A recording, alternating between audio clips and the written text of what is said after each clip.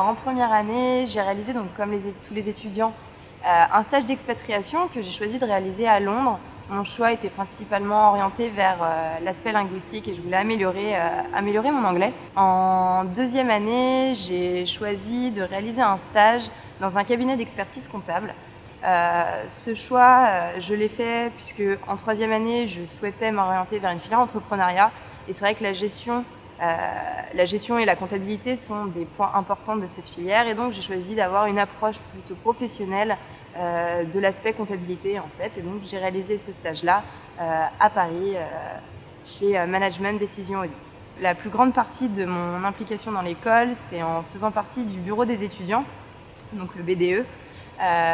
Je travaillais donc avec un groupe de 10 étudiants de ma promotion. Et donc notre rôle était d'organiser les événements des étudiants en interne, comme des soirées, le week-end d'intégration, mais aussi la cohésion entre les promotions, comme par exemple avec le système de parrain-marraine. Un étudiant de la promotion supérieure parraine un étudiant de la promotion qui vient de rentrer dans l'école afin de l'accompagner pendant sa scolarité et de créer des affinités entre les deux promotions.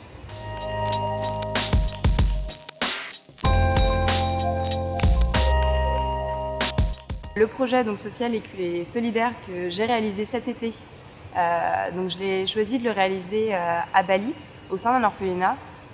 Nous sommes un groupe de 6 étudiants à avoir monté ce projet. On s'est rendu donc à Bali, dans 2 orphelinats complètement différents et éloignés. Donc nous étions vraiment 2 équipes à part. Et nous avons, donc pour les filles, pour notre part, nous sommes occupés plutôt de tout ce qui était de l'accompagnement des enfants, l'amélioration du quotidien par le financement de filtres à eau ou de nourriture ou de fournitures. Tandis que les 3 garçons qui étaient dans un autre orphelinat se sont occupés de construire en fait un potager. Les apports que j'ai pu retirer de cette mission, c'est tout d'abord un aspect humain, puisque c'est vrai qu'on a découvert une nouvelle culture, pour notre part une religion. On a découvert une religion.